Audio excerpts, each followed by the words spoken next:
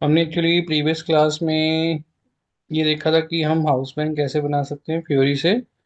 अब हमने नेक्स्ट क्या करना है, हमने उसी हाउस बैंक के थ्रू पेमेंट करनी है।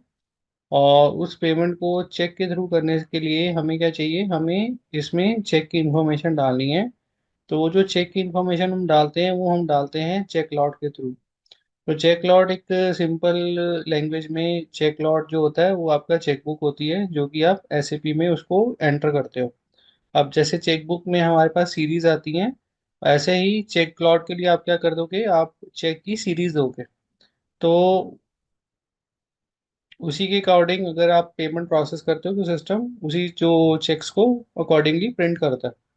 अब चेक लॉट को क्रिएट करने के लिए सिस्टम में हमारे पास ये स्टेप नंबर 3 है, ट्रांजेक्शन कोड है FCHI। तो यहाँ पे सिस्टम में जाएंगे, GUI में, और ट्रांजेक्शन कोड रन करेंगे FCHI। सिस्टम आपसे मांगेगा कि आपको जो चेक लॉट बनाना है वो कौन से हाउस बैंक अकाउंट आईडी के लिए बनाना है, और कंपनी कोड क्या है आपका, पेइंग कंपनी कोड। तो यहाँ पे हमारा पेइंग कंपनी कोड जो है 9090 है। उसके बाद हाउस बैंक जो हमने मेंटेन किया है SEB 01 के नाम पे। उसके बाद उसमें जो अकाउंट आईडी हमने ऐड किया है वो हमने क्रिएट किया है 4 टाइम 01 से। एंटर करेंगे और यहाँ पे ये चेंज बटन है, इसको क्लिक करेंगे। और यहाँ पे ये जो क्रिएट बटन है इस पे क्लिक करेंगे। अब जब हम चेक लॉट बनाएंगे, चेक लॉट का एक आईडी रहेगा। तो वो आईडी हम 4, उसकी जो लेंथ है तो उसको हम मेंटेन कर सकते हैं 4 न्यूमेरिक वैल्यू तक। तो यहाँ पे हम चेक लॉट आईडी जो है उसको दे देते हैं सेम कंपनी कोड आईडी से, जो मैच करेगा। तो हमारा जो चेक लॉट आईडी है वो सेम है हमारे कंपनी कोड आईडी से। उसके बाद जो चेक सीरीज है, तो चेक सीरीज हम यहाँ पे दे देते हैं 909001 से लेके 909099 तक। ये हमारी चेक सीरीज होगी, और इस चेक सीरीज में सिस्टम जो है वो चेक इशू करेगा अगेंस्ट पेमेंट डॉक्यूमेंट। उसके बाद यहाँ पे अगर आपको कुछ इंफॉर्मेशन और देनी है तो आप यहाँ पे दे सकते हो, जैसे कि सऊदी सेंट्रल बैंक चेकबुक। उसके बाद यहाँ पे आ जाएगा अपने सिस्टम में इसको कब एंटर करना है। तो यहाँ पे हम इसको डाल देते हैं 1 मार्च 2025। उसके बाद हम यहाँ पे एंटर कर देते हैं, सेव कर देते हैं, और वापस आ जाएंगे। अब नेक्स्ट क्या करना है हमने, चेक लॉट बनाने के बाद, चेक लॉट बनाने के बाद हमें एक परचेज करेंगे। परचेज के बाद हम उसकी पेमेंट करेंगे। तो अगर आपने ऑलरेडी, आपके पास कोई ओपन आइटम है तो उसको भी आप यूज़ कर सकते हो, जैसे कि FBL1N में हमारा जो वेंडर है 9051। तो उस वेंडर के लिए हम ओपन आइटम चेक कर लेते हैं। तो हमारे पास ये ओपन आइटम 5000 की है, जिसकी कि हम पेमेंट कर सकते हैं। और उस पेमेंट को करने के लिए हम कहाँ पे जाएंगे, पेमेंट के लिए हम जाएंगे F-53 में। और यहाँ पे हम डेट डाल देंगे। जैसे हमने कैश अकाउंट के थ्रू पेमेंट करी थी वैसे ही सेम ट्रांजेक्शन कोड में हम जाएंगे, और यहाँ पे हम चेक पेमेंट करेंगे। डॉक्यूमेंट टाइप है KZ। उसके बाद हम नीचे आ जाएंगे, यहाँ पे अकाउंट आईडी क्या रहेगा। अब यहाँ पे आप जो अकाउंट आईडी दोगे वो होगा आपका बैंक GL। तो बैंक GL अगर आपको याद होगा, हमने मेंटेन कल किया था 200 101। हमने जो अपने हाउस बैंक के साथ बैंक GL को अटैच किया है वो है 200 101। उसके बाद हमने कितने की पेमेंट करनी है, 5000 की पेमेंट करनी है। और यहाँ पे टेक्स्ट डाल देते हैं, पेमेंट टू वेंडर। और उसके बाद यहाँ पे वेंडर का जो नंबर है, सब लेजर नंबर, वो डाल देते हैं 9051। उसके बाद हम यहाँ पे क्लिक करेंगे प्रोसेस ओपन आइटम में। और यहाँ पे ये जो 5000 है ये सिस्टम ने डीएक्टिवेट किया हुआ, तो उसको एक्टिवेट करने के लिए ये बटन है, एक्टिवेट कर देते हैं। अब यहाँ पे देखोगे आप, नॉट असाइंड अमाउंट जो है वो जीरो है। तो अगर वो जीरो है तो हमें यहाँ पे पार्शियल और रेजिडुअल कहीं नहीं जाना, हमें सिंपल इसको सेव कर देना। तो जैसे हम सेव करेंगे सिस्टम हमें पेमेंट डॉक्यूमेंट नंबर देगा। तो ये हमारा पेमेंट डॉक्यूमेंट नंबर आ गया 42008। अब दोबारा से हम जाएंगे ओपन आइटम में, एक और स्क्रीन ओपन कर लेते हैं। FBL 11 में जाएंगे, 9051, और ओपन आइटम चेक करते हैं। तो सिस्टम ने आपकी जो ओपन आइटम क्लियर कर दी, और जो क्लियर लाइन आइटम है उसको हम चेक कर लेते हैं बिटवीन या ऑन 14 मार्च। उसके बाद एग्जीक्यूट करते हैं। तो ये हमारी जो ओपन आइटम थी और ये हमने जो पेमेंट करी है, उसके अगेंस्ट सिस्टम ने हमें ये पेमेंट डॉक्यूमेंट नंबर दे दिया, जो कि हमारा क्लियरिंग डॉक्यूमेंट नंबर बन गया। तो ये जो पेमेंट है वो क्लियर होगी। बट अभी भी हमने जो चेक जो है वो इशू करना है। तो सिस्टम में एसएपी में हम दो तरह से चेक को इशू कर सकते हैं, एक मैनुअल और एक ऑटोमेटिक। तो पहले मैनुअल देखते हैं, हम मैनुअल कैसे चेक को असाइन करेंगे पेमेंट डॉक्यूमेंट के साथ। उसके लिए ये जो नेक्स्ट आपके पास स्टेप है, स्टेप नंबर 6, इसमें हमने मैनुअली कैसे असाइन करते हैं वो बताया हुआ है। जैसे कि FCH 5 से हम मैनुअली असाइन कर देते हैं। अगर आपको ऑटोमेटिक करना है एक सिंगल वेंडर के लिए, तो यहाँ पे F-58 करके ट्रांजेक्शन को उसके थ्रू कर सकते हैं। ये उसके लिए हमें ऑटोमेटिक पेमेंट प्रोग्राम की कॉन्फ़िगरेशन चाहिए। तो ये जो F-58 है ये हम बाद में देखेंगे। अभी हम मैनुअली इसको असाइन कर देते हैं। तो मैनुअली चेक असाइन करने के लिए हम जाएंगे ट्रांजेक्शन कोड FCH 5 में। तो जब आप मैनुअली चेक को असाइन कर रहे हो तो आपके पास क्या होना चाहिए, आपके पास पेमेंट डॉक्यूमेंट नंबर होना चाहिए।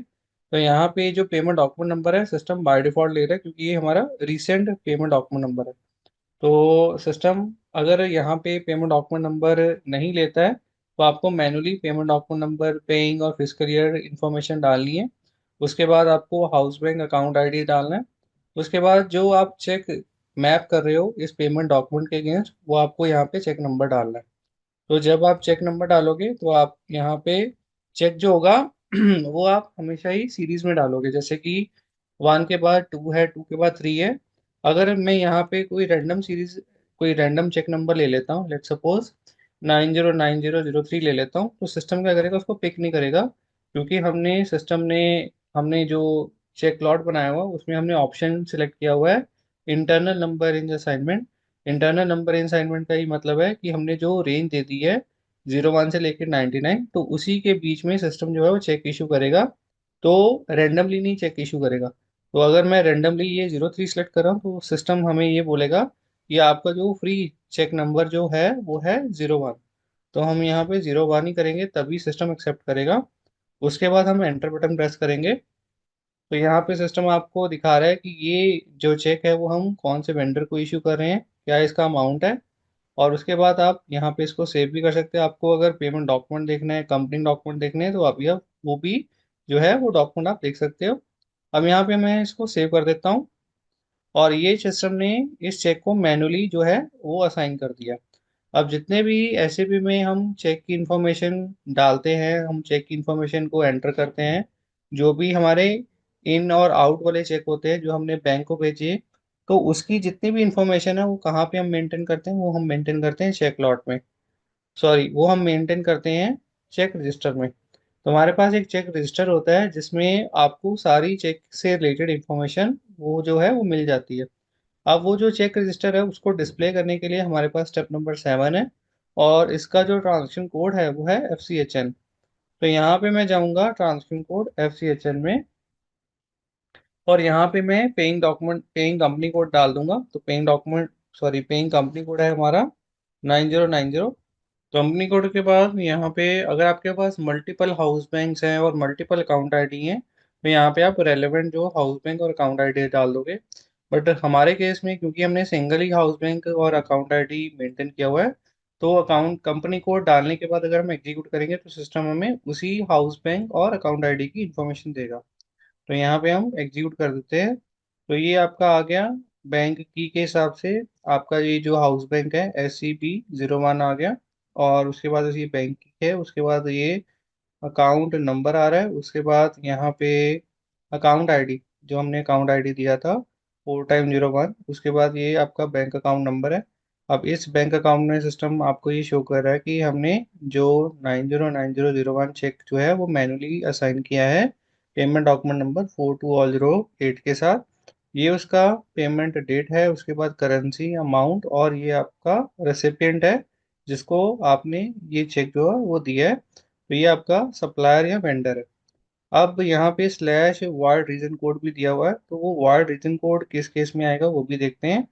अब हम राइट साइड में जाएंगे, स्क्रॉल करेंगे राइट साइड में, तो सिस्टम आपको यहाँ पे डेट देगा। तो वो जो डेट होएगी या तो वो होएगी आपकी एनकैशमेंट डेट, या वो होएगी वार डेट।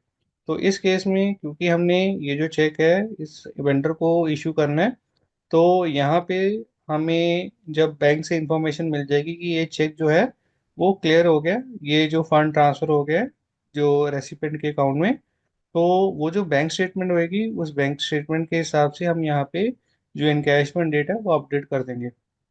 तो एनकैशमेंट डेट अपडेट करने के लिए यहाँ पे हमारे पास स्टेप नंबर 8 है, ट्रांजैक्शन कोड है FCH6। तो यहाँ पे मैं रन कर देता हूँ ट्रांजैक्शन कोड FCH6, और यहाँ पे अगेन आपके पास paying company code, house bank account ID और चेक आ जाएगा, जिसके लिए आपको एनकैशमेंट डेट अपडेट करनी है सिस्टम में। तो आप एंटर बटन प्रेस करोगे तो यहाँ पे आपको डेट सेलेक्ट करनी है, तो for example current date select कर लेते हैं। अब इसको सेव कर लेते हैं। तो ये जो डेट है ये आपकी अपडेट हो गया। अब आप दोबारा से जाओगे चेक रजिस्टर में, जिसका कि ट्रांजेक्शन कोड है FCHN, और दोबारा से कंपनी कोड डालोगे और एग्जीक्यूट करोगे, तो इस बार सिस्टम आपको आपकी जो चेक की इनकैशमेंट डेट है वो भी डिस्प्ले करेगा। तो ये आपकी इनकैशमेंट डेट आ गई। अब क्या होता है कि कई बार अगर हमें कोई चेक जो है वो सिस्टम में उसको वॉइड करना है, उसको कैंसिल करना है, हमारे पास दो तरह के चेक हो सकते हैं जो हम कैंसिल करते हैं। एक वो चेक जो हमने अभी तक अपने वेंडर को इशू नहीं किए हैं, जैसे कि वो हमारे स्टेशनरी में पड़े हुए हैं, वो हमारे कस्टडी में है, हमारे ड्रॉअर में पड़े हुए हैं वो जो चेक्स। और वो कैंसिल करने का रीज़न ये हो सकता है कि वो जो चेक्स हैं वो आउटडेटेड हों, वो ऑब्सोलीट चेक्स हैं, वो जो है जो चेक्स हैं वो म्यूटिलेटेड हैं, वो फट गए हैं, तो उस रीज़न से जो हमें उसको कैंसिल करना है, बट हमने उसको किसी के वेंडर के अगेंस्ट जो है वो इशू अभी तक नहीं किया। तो अगर वो वेंडर, अगर ऐसे चेक्स हैं जो कि आपके नॉन इशूड चेक है, आपने उसको अपने वेंडर के लिए इशू नहीं किया हुआ, तो उसको हम कैंसिल कर सकते हैं। तो उसके लिए कैंसिलेशन के लिए सिस्टम आपसे एक रीज़न मांगेगा, तो आप रीज़न उसमें दे सकते हो कि किस रीज़न से हमें वो कैंसिलेशन करना है। जब भी आप कोई भी चेक को कैंसिल करते हो तो सिस्टम आपसे रीज़न मांगेगा कि आप वो चेक जो है वो कैंसिल क्यों कर रहे हो। तो वो जो रीज़न कोड अगर लिस्ट में आपके सिस्टम में नहीं है, तो आप उस लिस्ट में रीज़न कोड को ऐड कर सकते हो। तो उस रीज़न कोड को ऐड करने के लिए यहाँ पे स्टेप नंबर 9 है, और ट्रांजेक्शन कोड इसका है FCHV। तो यहाँ पे मैं रन कर देता हूँ ट्रांजेक्शन कोड FCHV। तो अगर आप देखोगे हमारे पास यहाँ पे 13 रीज़न कोड है। तो यहाँ पे एक नया रीजन कोड हम मेंटेन कर देते हैं, जिसका कि आईडी हम दे देते हैं 90। तो ये है आपका चेक वाइड रीजन कोड, जैसे कि रॉन्ग डेट है तो 9090 के लिए। तो मैं इसको कर देता हूँ सेव। तो ये मेरा जो रीजन कोड है वो ऐड हो गया सिस्टम में। अब मैं इससे बाहर आ जाता हूँ। अब मेरे को जो मेरे अनयूज चेक है जो मैंने यूज़ नहीं किया है अपने वेंडर के लिए, उसको अगर कैंसिल करना है, तो उसके लिए स्टेप नंबर 10 है, तो उसको हम कैंसिल कर सकते हैं। और इसके लिए ट्रांजेक्शन कोड हमने रन क्या करना है, FCH3। तो यहाँ पे हम ट्रांजेक्शन कोड रन करेंगे FCH3, एंटर करेंगे। इसके बाद अगेन आपसे कंपनी कोड, हाउस बैंक और अकाउंट आईडी सिस्टम मांगेगा, या अगर आपको डिफ़ॉल्ट, अगर आप मतलब ऑलरेडी सिस्टम में यहाँ पे सिस्टम ने डिटरमाइन कर लिया, तो उसके बाद हम यहाँ पे आ जाएंगे कि हमें जो कौन सा चेक जो है वो कैंसिल करना है। तो हम यहाँ पे मल्टीपल चेक्स भी कैंसिल कर सकते हैं, सिंगल चेक भी कैंसिल कर सकते हैं। तो फॉर एग्जांपल अगर मेरे को चेक जो कैंसिल करना है वो हमने ऑलरेडी यूज़ कर लिया है, वो है 909001। और वर्ड रीजन कोड देख लेते हैं कि हमने जो रीजन कोड ऐड किया था वो आ रहा है। तो यहाँ पे ये लास्ट वाले में जो रीजन कोड है 90, ये आ रहा है। अब यहाँ पे अगर मैं इसको वॉइड कर देता हूँ तो सिस्टम एरर मैसेज देगा। क्यों? क्योंकि ये जो 909001 है ये हमने सिस्टम में एज ए इनकैश जो है चेक शो किया हुआ है, इनकैशमेंट इसका हो गया है, तो सिस्टम इसको कैंसिल नहीं करेगा। तो सजेस्ट आपको कर रहे हैं कि आपका जो 9002 करके चेक है, 909002, तो वो कैंसिल हो सकता है क्योंकि वो अनयूज चेक है। तो यहाँ पे हम रेंज भी दे सकते हैं कि अगर आपको अगर मल्टीपल चेक्स जो है वो कैंसिल करने हैं, तो यहाँ पे रेंज दे देता हूँ मैं 9090 10, 2 से लेके 10 तक। तो ये मेरे को सारे जो चेक्स हैं वो कैंसिल करने हैं। तो यहाँ पे मैं प्रेस करूंगा एंटर बटन, और यहाँ पे सिस्टम आपको मैसेज दे देगा, नोटिफिकेशन दे देगा कि ये जो सीरीज के चेक हैं वो वॉइड हो चुके हैं। अब इसको चेक किस में कैसे कर सकते हैं? इसको चेक करने के लिए हमारे पास सेम ट्रांजेक्शन कोड है, FCHH चेक रजिस्टर, हम उसमें जाएंगे और इसको चेक करेंगे। तो यहाँ पे कंपनी को डाल देते हैं। उसके बाद हम एग्जीक्यूट बटन प्रेस करेंगे।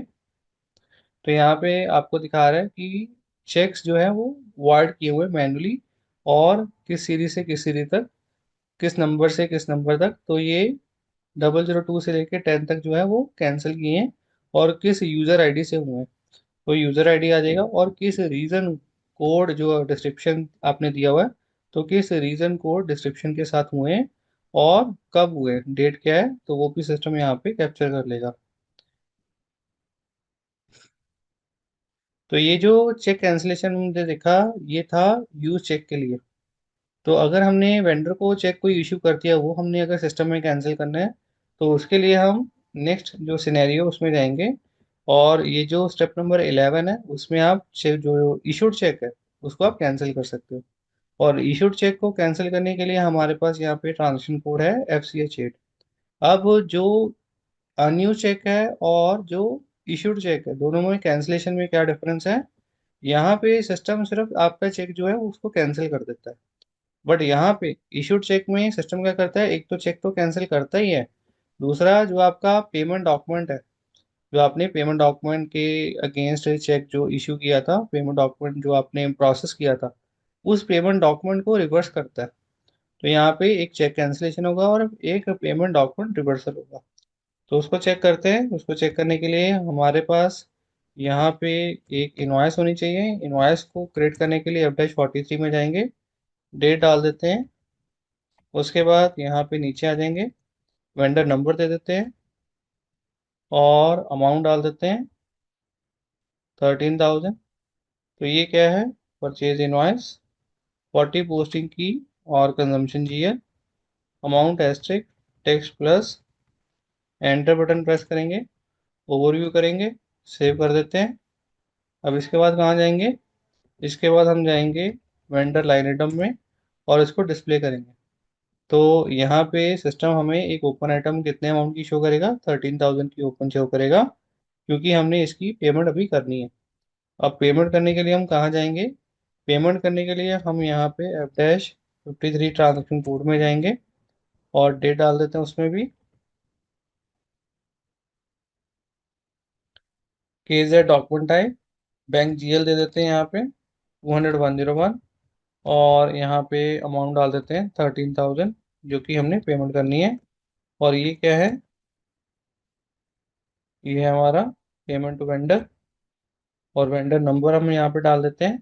क्लिक करेंगे प्रोसेस ओपन आइटम पे, और यहाँ पे ब्लैक है यानी कि डीएक्टिवेट, तो एक्टिवेट कर लेते हैं। अब यहाँ पे नॉट असाइंड अमाउंट क्या है? 0, तो इसको हम सेव कर लेते हैं। तो ये आपका पेमेंट डॉक्यूमेंट नंबर आ गया 4209। अब इस डॉक्यूमेंट के बाद अगर आप इसको रिफ्रेश करते हो ओपन आइटम को, तो सिस्टम आपको कुछ भी ओपन आइटम नहीं दिखाएगा, क्योंकि वो जो लाइन आइटम आपका क्लियर हो गया। और क्लियर होके कहाँ गया? क्लियर आइटम में 14 को चेक करोगे तो आपके पास यहाँ पे 13,000 दिखाएगा। अब इसके अगेंस्ट हम जो मैनुअली एक चेक असाइन कर देते हैं। तो मैनुअली चेक असाइन करने के लिए हमारे पास जो ट्रांजेक्शन कोड हमने प्रीवियस स्टेप में देखा था, वो था FCH5। तो हम FCH5 को यहाँ पे यूज़ करेंगे। उसके बाद ये हमारा पेमेंट डॉक्यूमेंट है, जिसके अगेंस्ट हमने जो मैनुअली जो चेक है वो साइन करना है। और चेक नंबर क्या है हमारा? 909011। अगर मैं यहाँ पे 10 देता हूँ, क्योंकि वो कैंसिल हो चुका है, तो यहाँ पे 10 को कंसिडर नहीं करेगा। तो यहाँ पे जो फ्री नंबर है वो दिखाएगा 11। तो यहाँ पे 11 डाल देते हैं, 909011, एंटर कर देते हैं। उसके बाद ये सेव कर देते हैं। अब ये जो आपका चेक जो है 909011, ये हो गया मैप। अब इसके लिए हम कहाँ जाएंगे? चेक रजिस्टर में, और इसको चेक करेंगे FCHN में जाके, और कंपनी कोड है 9090, और एग्जीक्यूट करेंगे। तो यहाँ पे अगर आप स्क्रॉल डाउन करोगे तो आपके पास दो लाइन आइटम है, एक 5000 की जो कि इन कैश है, और एक है आपकी रिसेंट 13000 की जो कि अभी इन कैश होनी है। तो अब यहाँ पे टोटल अमाउंट दिखा रहा है 18000 का। बट अगर आपको ये वाला जो चेक है जो अभी इन कैश नहीं हुआ तो उसको कैंसिल करना है तो आप कैंसिल कर सकते हो। तो उस चेक कैंसिलेशन के लिए हमारे पास ये लास्ट स्टेप है, स्टेप नंबर 11, और ट्रांजेक्शन कोड है FCH8। तो यहाँ पे हम रन करेंगे ट्रांजेक्शन कोड FCH8, और यहाँ पे हम कहीं company code, house bank, account ID, अब उसके बाद हम यहाँ पे चेक देंगे जो हमने कैंसिल करना है। तो वो जो चेक नंबर है वो है 909011। उसके बाद यहाँ पे जो चेक वार्ड रीजन कोड आपने सेलेक्ट करना है, तो यहाँ पे आप वार्ड रीजन कोड सेलेक्ट कर सकते हो 90। जैसे मैंने आपको बताया कि अगर तो यूज चेक है तो उसमें चेक कैंसिलेशन के अलावा सिस्टम आपसे रिवर्सल जो है, पेमेंट डॉक्यूमेंट का रिवर्सल भी देगा। तो उस रिवर्सल को करने के लिए सिस्टम आपसे जो पेमेंट डॉक्यूमेंट रिवर्सल कोड है वो मांग रहा है, उसका रीजन क्या है। तो उसका रीजन यहाँ पे हम 90 डाल देते हैं, और यहाँ पे कैंसिल बटन दिया हुआ है इस पे क्लिक कर लेते हैं। तो सिस्टम यहाँ पे एक तो चेक कैंसिल कर देगा, दूसरा आपका जो पेमेंट डॉक्यूमेंट है उसको भी रिवर्स कर देगा। तो यहाँ पे कैंसिल पे क्लिक करेंगे।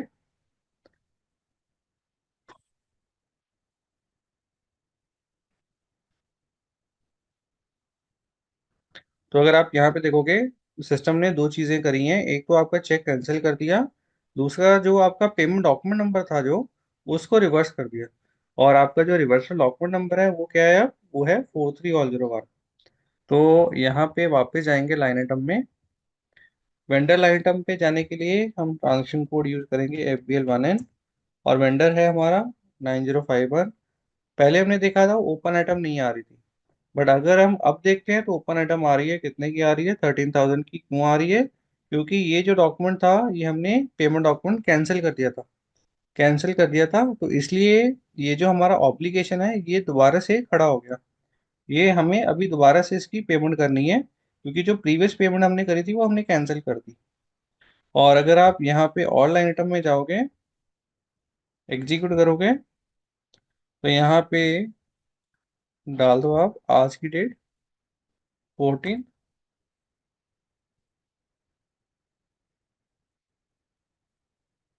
और एग्जीक्यूट करो।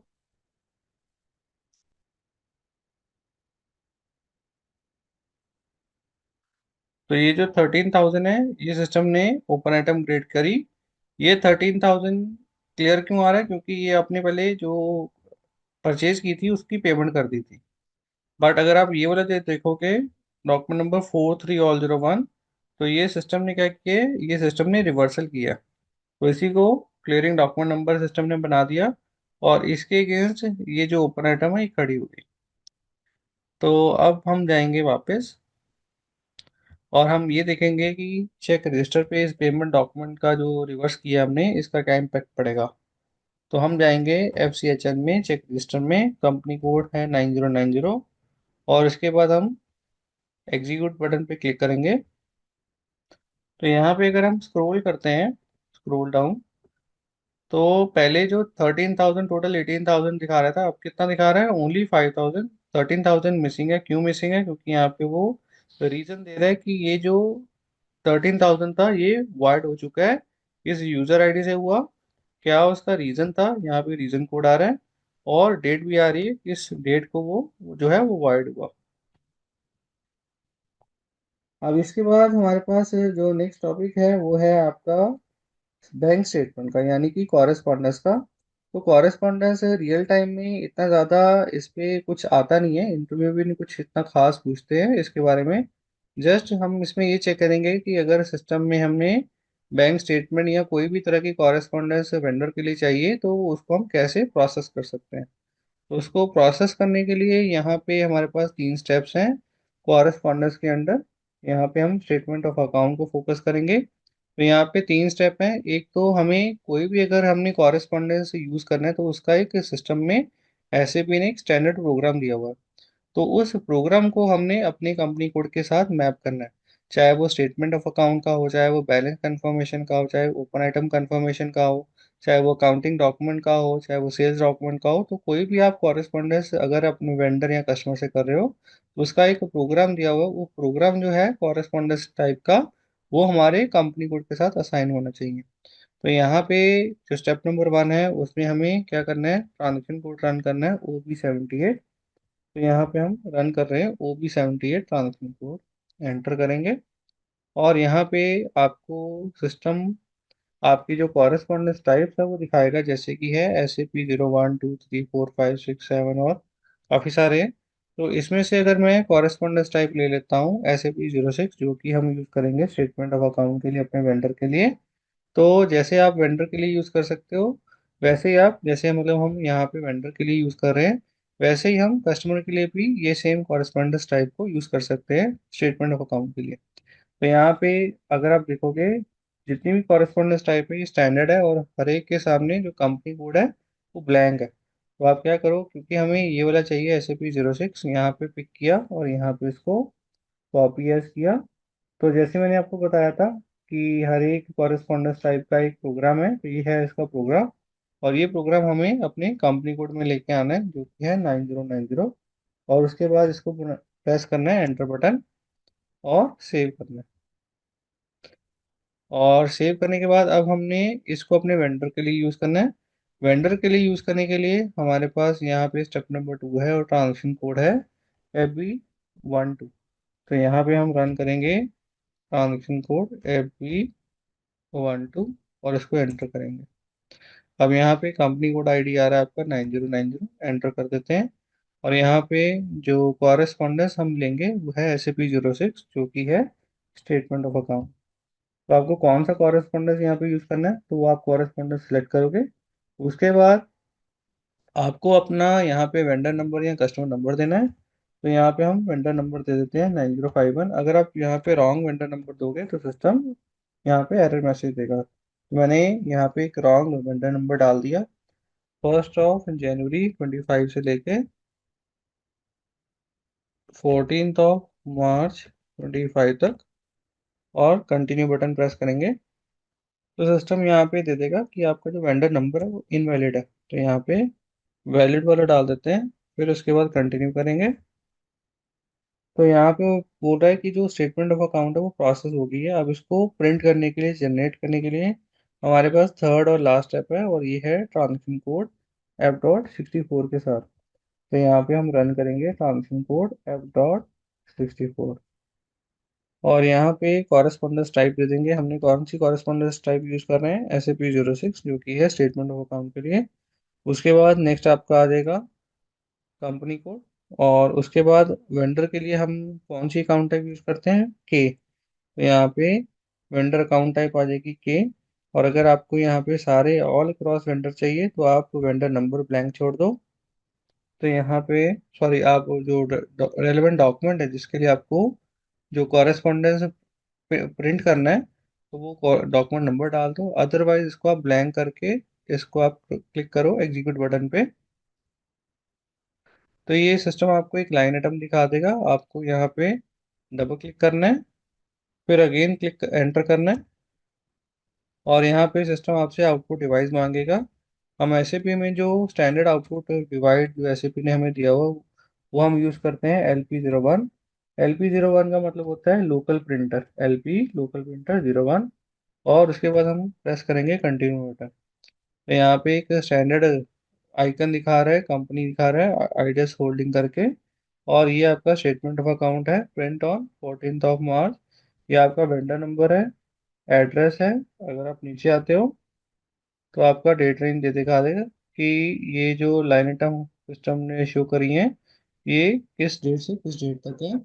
ये आपका डॉक्यूमेंट नंबर है, ये आपका डेट है, डॉक्यूमेंट टाइप, फिर उसके बाद आपकी करेंसी, अमाउंट, और क्लियरिंग डॉक्यूमेंट नंबर। तो अगर आप यहाँ पे बैलेंस चेक करोगे, फाइनल बैलेंस अपने वेंडर का, तो कितना आ रहा है, 13,000 माइनस माइनस, मतलब ये हमारी एक ऑब्लिगेशन है, लाइबिलिटी है 13,000 की। और ये जो 13,000 की लाइबिलिटी क्यों खड़ी हुई, क्योंकि हमने जो लास्ट पेमेंट डॉक्यूमेंट था उसको हमने कैंसिल किया, इसलिए। ठीक है।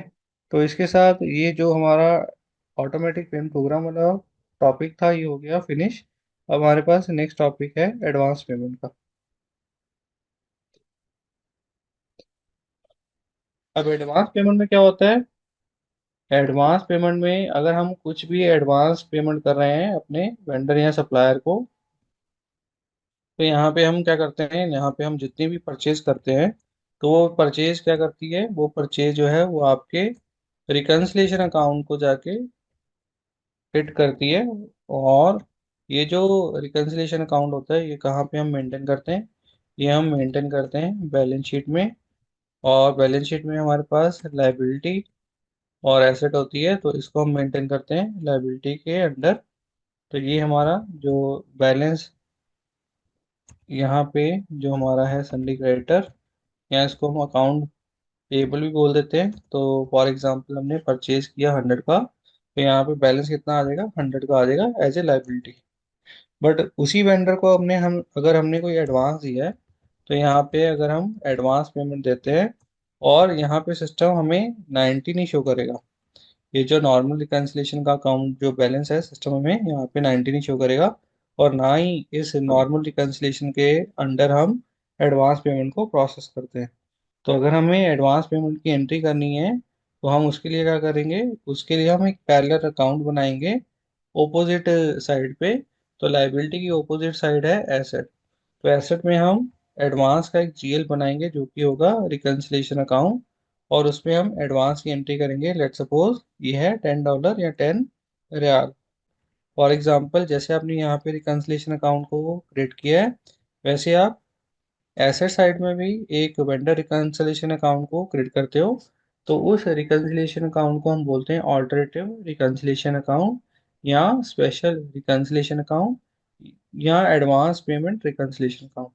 तो ये जो ऑल्टरनेटिव या एडवांस जीएल होता है, तो या स्पेशल जीएल होता है, तो उसके लिए यहाँ पे एग्जांपल के तौर पे हमने जीएल नंबर दे दिया 200 500। तो यहाँ पे हमारे पास जो नॉर्मल इनवॉइस एक ले लेते हैं एग्जांपल, हमारे पास 10 SAR यानी कि रियाल की है, और हमारे पास एडवांस पेमेंट भी 10 रियाल की है। तो अगर मैं दोनों लाइन आइटम को, ये हमारी है माइनस की लाइन आइटम क्योंकि परचेज है, और ये हमारी प्लस की क्योंकि ये एडवांस है। तो अगर मैं दोनों को प्लस माइनस को नॉक ऑफ करना चाहता हूँ, तो मैं सिस्टम में इसको नॉक ऑफ नहीं कर पाऊंगा। रीज़न उसका ये है कि ये जो 10 रियाल है, ये एक नॉर्मल रिकन्सिलेशन अकाउंट में, जबकि जो ये जो 10 एडवांस पेमेंट है, ये एक डिफरेंट रिकन्सिलेशन अकाउंट में है। तो अगर आपको दोनों का क्लियरिंग करना है, तो क्लियरिंग के लिए हमें एक ही जो रिकन्सिलेशन अकाउंट नंबर होना चाहिए। दोनों लाइन आइटम के लिए हमारे पास एक ही रिकन्सिलेशन अकाउंट होना चाहिए। अगर दो होंगे तो सिस्टम क्लियरिंग नहीं कर पाएगा। तो उसके लिए हम क्या करेंगे? उसके लिए सिस्टम में ये जो आपका स्पेशल रिकन्सिलेशन अकाउंट है, उसको हम मैप करेंगे हमारे वेंडर जो नॉर्मल रिकन्सिलेशन अकाउंट है उसके साथ। तो इससे क्या होगा? अगर हम इसको मैप करते हैं, असाइन करते हैं स्पेशल रिकन्सिलेशन अकाउंट को नॉर्मल रिकन्सिलेशन अकाउंट के साथ, तो उससे ये होएगा कि ये जो हमारा एडवांस पेमेंट है, इसको हम ट्रांसफर कर सकते हैं एडवांस से नॉर्मल रिकन्सिलेशन अकाउंट में। तो यहाँ पे क्योंकि ये नॉर्मल रिकन्सिलेशन में आ गया, और ये है 10 था, 10 SAR प्लस और 10 SAR माइनस, तो ये हम दोनों को क्लियर ऑफ कर सकते हैं। तो यहाँ पे दोनों लाइन आइटम हो गई क्लियर। और यहाँ पे जो आपका बैलेंस था, वो कम होके 100 से हो गया 90। और यहाँ पे जो आपका एडवांस था, तो वो हमने सेटल कर दिया, तो एडवांस हो गया 0। तो इस वे में हम जो है एसएपी में एडवांस को, चाहे वो वेंडर का हो या कस्टमर का हो, उसको प्रोसेस करते हैं। अब हम एक पीपीटी चेक कर लेते हैं जो कि एडवांस के बारे में है। तो यहाँ पे सिस्टम ये बोल रहा है कि एसएपी में आपको नॉर्मल ट्रांजेक्शन्स मिलेंगी और स्पेशल मिलेंगी। तो नॉर्मल ट्रांजेक्शन कौन सी होती हैं? नॉर्मल ट्रांजेक्शन होती हैं आपकी परचेज की, पेमेंट की, और परचेज रिटर्न की। तो ये आपकी होगी नॉर्मल लाइन आइटम। अब जो आपकी स्पेशल ट्रांजेक्शन या स्पेशल लाइन आइटम कौन सी होती हैं? स्पेशल लाइन आइटम या स्पेशल ट्रांजेक्शन वो होती हैं जो कि आपने क्रिएट की हैं अगेंस्ट एडवांस के, या उसको हम बोलते हैं एडवांस को down payment on the current asset, या बिल ऑफ एक्सचेंज के, या गारंटी के। तो ये जो आपने स्पेशल लाइन आइटम क्रिएट किया है, तो वो यही बोल रहा है कि इसको सिस्टम में हम डिफरेंट तरीके से हम डील करेंगे सेपरेट वे में। तो वो जो सेपरेट वे वो क्या है, वो ये है कि हम एक ऑपोजिट साइड पे, जैसे अगर लाइबिलिटी है तो एसेट साइड में एक रिकन्सिलिएशन अकाउंट बनाएंगे, और उस रिकन्सिलिएशन अकाउंट में जितनी हमने एडवांस पेमेंट करी है प्रोसेस, तो उसकी इंफॉर्मेशन को हम उस स्पेशल रिकन्सिलिएशन अकाउंट में मेंटेन करेंगे। तो वही कह रहे हैं कि जब हम बैलेंस शीट में ये जो अकाउंट रिसीवेबल हमारा अकाउंट है सन्डी क्रेडिटर का लाइबिलिटी साइड में, तो उस अकाउंट के अंडर यानी कि हमारा जो नॉर्मल रिकन्सिलिएशन अकाउंट है उसमें हम एडवांस की पेमेंट जो है वो प्रोसेस नहीं करेंगे। तो while presenting in the balance sheet, so we should not take the normal we should not take the advance in the normal balance to the vendor. तो ये कह रहे हैं कि जब आप बैलेंस शीट में एडवांस की एंट्री करोगे तो आप संदी क्रेडिटर यानी कि आप नॉर्मल रिकन्सिलेशन के अंडर इसको शो नहीं करोगे। उसके बाद वो ये कह रहे हैं कि we have to maintain a separate reconciliation account, जैसे मैंने आपको दिखाया। और जैसे सिस्टम आपको आपके नॉर्मल रिकन्सिलेशन के लिए, नॉर्मल रिकन्सिलेशन जीएल के लिए open item cleared item show करता है, वैसे ही आपको आपके स्पेशल रिकन्सिलेशन अकाउंट या ऑल्टरनेटिव रिकन्सिलेशन अकाउंट, उसके लिए भी सिस्टम आपको open item cleared item all item जो है वो शो करेगा। अब वो ये कह रहे हैं कि सिस्टम में हम आइडेंटिफाई कैसे करेंगे कि कौन सी लाइन आइटम जो है वो एडवांस की है और कौन सी नहीं है। तो एडवांस के लिए हम स्पेशल जीएल इंडिकेटर यूज करते हैं। तो अगर तो इंडिकेटर ए सिस्टम में लाइन आइटम में शो हो रहा है तो यानी कि वो उसमें एडवांस को प्रोसेस किया हुआ है। अगर डब्ल्यू है लाइन आइटम में तो यानी कि बिल ऑफ एक्सचेंज की एंट्री है वो, और जी का मतलब गारंटी है।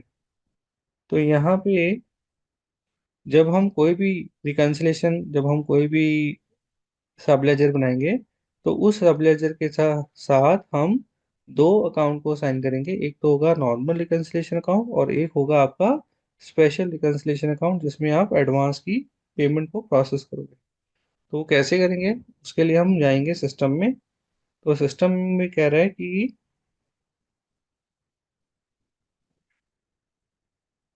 आपको एक यहाँ पे रिकन्सिलेशन अकाउंट बनाना है, और वो रिकन्सिलेशन आप बना सकते हो रेफरेंस लेके किसका, आपका जो एग्जिस्टिंग रिकन्सिलेशन अकाउंट है नॉर्मल, उसके रेफरेंस से आप स्पेशल बना सकते हो। तो क्योंकि स्पेशल हमने ओपोजिट साइड में बनाना है, तो अभी हमारे पास जो रिकन्सिलेशन अकाउंट है वो है लाइबिलिटी साइड में, तो ये हम बनाएंगे एसेट साइड में। तो एसेट साइड में हम जो रिकन्सिलेशन अकाउंट बनाएंगे उसके लिए जीएल नंबर रेंज फॉलो करते हैं, वो है 200,000 से लेके 200,29999। तो यहाँ पे हम एक स्पेशल रिकन्सिलेशन अकाउंट या ऑल्टरनेटिव रिकन्सिलेशन के लिए जीएल दे देते हैं, ये है आपका 200 500। और उसके बाद हम यहाँ पे बिट टेम्पलेट पे जाएंगे, जीएल रेफरेंस जो ऑप्शन है उसके थ्रू हम जीएल क्रिएट करेंगे। तो रेफरेंस हम किसका देना चाहते हैं, रेफरेंस हम देंगे हमारा जो एग्जिस्टिंग जीएल है 100 500, जो हमारा रिकन्सिलेशन अकाउंट भी है। और यहाँ पे कंपनी कोड देके एंटर बटन प्रेस करेंगे। तो क्योंकि ये लाइबिलिटी अकाउंट ग्रुप है और ये एसेट का जब हमने जीएल लिया हुआ है, तो सिस्टम आपको एरर मैसेज देगा कि आपका अकाउंट ग्रुप रॉन्ग है। तो यहाँ पे अकाउंट ग्रुप सेलेक्ट कर लेते हैं, लाइबिलिटी से एसेट है। और उसके बाद यहाँ पे डिस्क्रिप्शन भी चेंज कर देते हैं। तो ये क्या है, advance to vendor, advance to the vendor. उसके बाद इसको हमने कर दिया सेव, बाकी सेटिंग सेम ही रहेगी। अब ये जो एडवांस का जीएल है इसको हमने नॉर्मल रिकन्सिलेशन अकाउंट जीएल के साथ अटैच करना है। उसको अटैच करने के लिए हमारे पास यहाँ पे ट्रांजेक्शन कोड है O B Y R, step number 2 है। तो यहाँ पे हम जाएंगे ओ बी वाई आर में, एंटर करेंगे। अब यहाँ पे सिस्टम आपसे स्पेशल जीएल इंडिकेटर आपको शो कर रहा है। तो जैसे कि हमारे पास स्पेशल जीएल इंडिकेटर ए हम यूज़ करते हैं एडवांस के लिए, हमारे पास एक एडवांस पेमेंट रिक्वेस्ट भी होती है, उसके लिए हम इंडिकेटर यूज़ करते हैं एफ।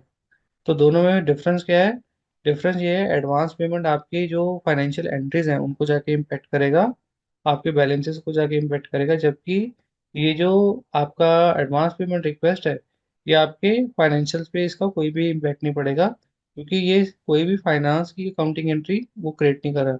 एक सिंगल लाइन आइटम क्रिएट करेगा जो कि स्पेशल, जो कि एक नोटेड आइटम की तरह हम उसको प्रोसेस कर सकते हैं। तो ये जो एडवांस पेमेंट रिक्वेस्ट होएगी उसको हम कन्वर्ट कर सकते हैं एडवांस पेमेंट में। तो इसके लिए हमें क्या चाहिए, अगर आपको दोनों इंडिकेटर यूज करने हैं तो दोनों में आप अपना जो नॉर्मल और रिकंसिलिएशन अकाउंट को असाइन करोगे। तो हम पहले इंडिकेटर ऐप में चले जाते हैं, कंफर्म करेंगे चार्ट ऑफ अकाउंट आईडी 9090। तो यहाँ पे आपसे सिस्टम दो जीएल मांगेगा, एक तो है आपका नॉर्मल रिकंसिलिएशन अकाउंट और दूसरा है आपका स्पेशल रिकंसिलिएशन अकाउंट। तो नॉर्मल रिकंसिलिएशन अकाउंट नंबर है हमारा 100/500, और स्पेशल जो हमने आज बनाया है वो है 200/500, और सेव कर देते हैं। अब मेरी जितनी भी नॉर्मल ट्रांजेक्शन है कौन से जीएल में जाके हिट होंगी, इस जेल में। और जो स्पेशल होंगी एडवांस से रिलेटेड कौन से जेल में जाके हिट होंगी, इसमें। तो अब ये जो हमने असाइनमेंट करी है एफ या ए के अंडर, तो इसके थ्रू हम स्पेशल से हम अमाउंट ट्रांसफर कर सकते हैं अपने नॉर्मल में। उसके बाद ये एफ इंडिकेटर के लिए किया, ऐसे ही हम ए इंडिकेटर के लिए करेंगे सेम थिंग। उसके बाद इसको सेव कर देते हैं। उसके बाद वही कह रहे हैं कि अगर आपको एडवांस पेमेंट रिक्वेस्ट क्रिएट करनी है, तो रिक्वेस्ट क्रिएट करने के लिए हमारे पास यहाँ पे ट्रांजेक्शन कोड है F-47। तो यहाँ पे हम जाएंगे F-47। तो यहाँ पे अगर आप टाइटल देखोगे तो डाउन पेमेंट रिक्वेस्ट को प्रोसेस कर सकते हैं। तो यहाँ पे हम डेट डाल देते हैं। उसके बाद डॉक्यूमेंट टाइप, कंपनी कोड, और यहाँ पे हमें वेंडर नंबर देना है। उसके बाद यहाँ पे आपके पास स्पेशल यील्ड इंडिकेटर आ रहा है, वो आपने सिलेक्ट करना है ए सिलेक्ट करना है। उसके बाद यहाँ पे आपको प्रेस करना है एंटर बटन। अगर आप यहाँ पे देखोगे ये 39F F मतलब ये आपकी स्पेशल लाइन आइटम है। तो यहाँ पे ये रिक्वेस्ट लाइन आइटम है, हमने एडवांस लेट से प्रोसेस किया 50,000 का। तो ड्यू डेट हम डाल देते हैं आज की, जो कि सिस्टम की डेट है। उसके बाद यहाँ पे डिस्क्रिप्शन डाल देते हैं। ये क्या है, ये डीपी रिक्वेस्ट है, डाउन पेमेंट रिक्वेस्ट। ये डाउन पेमेंट नहीं है, बट एक रिक्वेस्ट है जो हमें रिसीव हुई है वेंडर से। तो ये हमारा डाउन पेमेंट रिक्वेस्ट नंबर है, जो कि है 43 ऑल 02। अगर आपने इसको डिस्प्ले करना है तो यहाँ पे आप इसको डिस्प्ले भी कर सकते हो। एक सिंगल लाइन आइटम है। अब हम अगर सिस्टम में इसको देखते हैं, तो सिस्टम में कैसे हम उसको आइडेंटिफाई करेंगे कि ये रिक्वेस्ट है, ये एडवांस नहीं है। तो इसके लिए हम जाएंगे FBL 1N में, और यहाँ पे ये आपका वेंडर है, और यहाँ पे कैटेगरी दी हुई है normal item, special line item और नोटेड आइटम। तो जो भी आपकी एडवांस पेमेंट रिक्वेस्ट होएगी वो हमेशा किस में आएगी, नोटेड आइटम में आएगी। तो यहाँ पे अगर आप नोटेड आइटम पे क्लिक करोगे तो ये जो नोटेड आइटम 50,000 की ये दिखा देगा, ये आपकी एडवांस नहीं है, ये रिक्वेस्ट है। अब इस रिक्वेस्ट के अगेंस्ट अगर आपको डाउन पेमेंट को प्रोसेस करना है, तो डाउन पेमेंट को प्रोसेस करने के लिए हमारे पास जो नेक्स्ट ट्रांजेक्शन कोड है वो है F-48, सेम स्टेप में गिवन है। और यहाँ पे आपको हेडर और इंफॉर्मेशन डालनी है लाइन आइटम में। वेंडर नंबर क्या है हमारा 9051। अब यहाँ पे हमें जो स्पेशल इंडिकेटर डालना है वो है अगेन ए मतलब एडवांस। और यहाँ पे हमें जीएल डालना है कि कौन से जीएल से हम एडवांस पेमेंट कर रहे हैं अपने वेंडर को, कितने की पेमेंट कर रहे हैं। ये पेमेंट हम कर रहे हैं 50,000 की एडवांस की। तो ये क्या है, ये हमारा डाउन पेमेंट है टू वेंडर, या एडवांस पेमेंट टू वेंडर। अब यहाँ पे जो रिक्वेस्ट वाला बटन है इस पे क्लिक करोगे तो सिस्टम जितनी भी रिक्वेस्ट इस वेंडर के अगेंस्ट है वो सारी पिक कर लेगा, क्योंकि हमारे पास सिंगल ही है। यहाँ पे सिंगल दिखा रहा है। आप सिलेक्ट करो, और यहाँ पे जो बटन है क्रिएट डाउन पेमेंट का, इस पे क्लिक करो। तो सिस्टम एक डाउन पेमेंट की जो अकाउंटिंग एंट्री है वो क्रिएट कर देगा, या डॉक्यूमेंट क्रिएट कर देगा, उसको आपको सेव करना है। तो ये सेव कर दिया, ये आपका डाउन पेमेंट डॉक्यूमेंट हो गया। अगर आपको डिस्प्ले करना है तो यहाँ पे डिस्प्ले कर सकते हो। अब इसका इम्पैक्ट क्या पड़ेगा, इसका इम्पैक्ट देखने के लिए हम जाएंगे सबसे पहले एडवांस जीएल में। तो हमारे पास एडवांस जीएल किस नंबर से है, वो है 200/500। और यहाँ पे क्योंकि ये एसेट का जीएल है, तो यहाँ पे एडवांसेस जो होंगे आपको डेबिट साइड से शो करेगा, debit as a debit balance show करेगा। तो यहाँ पे क्योंकि एडवांस पेमेंट है 50,000 का, तो यहाँ पे बैलेंस आ रहा है आपका डेबिट साइड में।